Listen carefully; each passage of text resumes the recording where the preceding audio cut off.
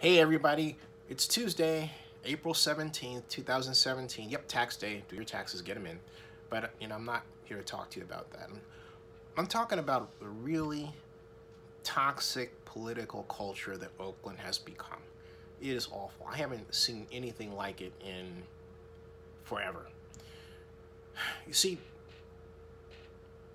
in days past, I hate to say, in the old days, but that term does apply. City council members could disagree on a policy issue, and then we'd go down to what was called Agenda 99, then called the Golden Bear at 389 Grand Avenue, which is now called Room 389, and have cocktails and order great Chinese food from the restaurant next door, and hang out until, 1 or 2 in the morning. That's not the case today.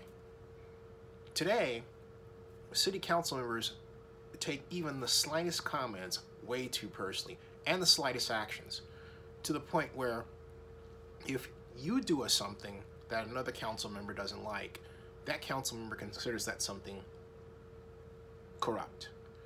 So it's in that light that Oakland District 4 council member and friend of mine, Annie Campbell Washington, really dropped a bomb on everyone, not so much by her decision to resign the council seat, not seek re-election even though she was running unopposed, but her comments.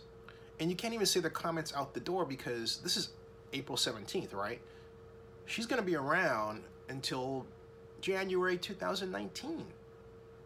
So she still has to be in the face of a number of council members that feel that they have insulted her and the system. And I don't mean just the obvious that people point to, like Desley Brooks, which will bring me to the mayor in a second. But Annie wasn't upset just with Desley and, the occasional terse exchange they may have, which is not really frequent. But Annie was also upset with Libby taking her money from the soda tax and wanting to use it to close a budget deficit. Remember that?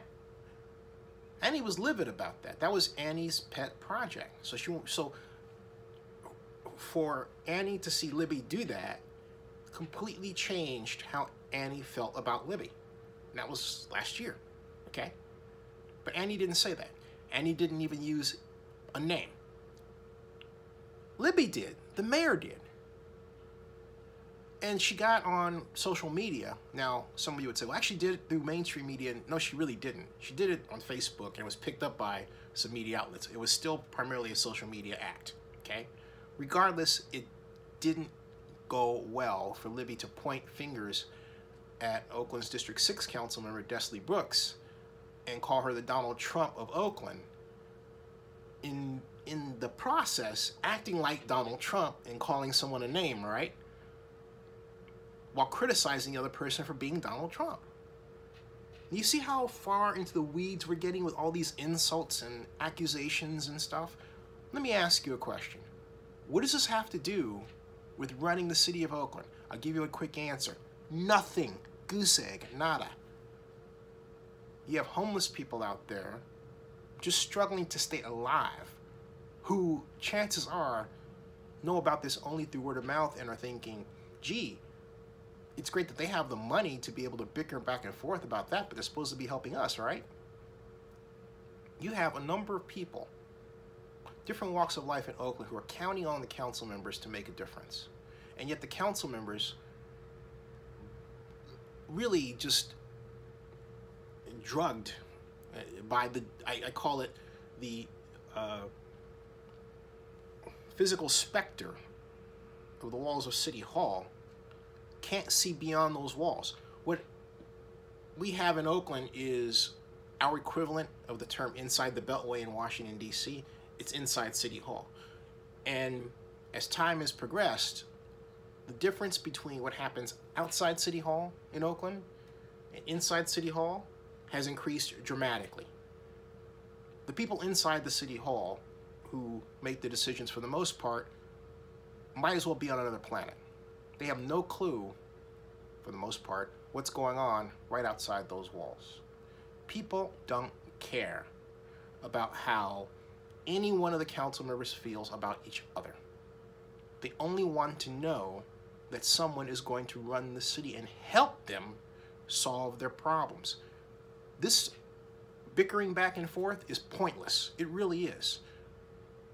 And it sends a signal that the council members have zero interest in helping their constituents. I don't care if it's even within their district. If you have a district that you say doesn't have a homeless problem, for example, it doesn't give you the excuse to sit back and say, I'm not going to help the rest of the city.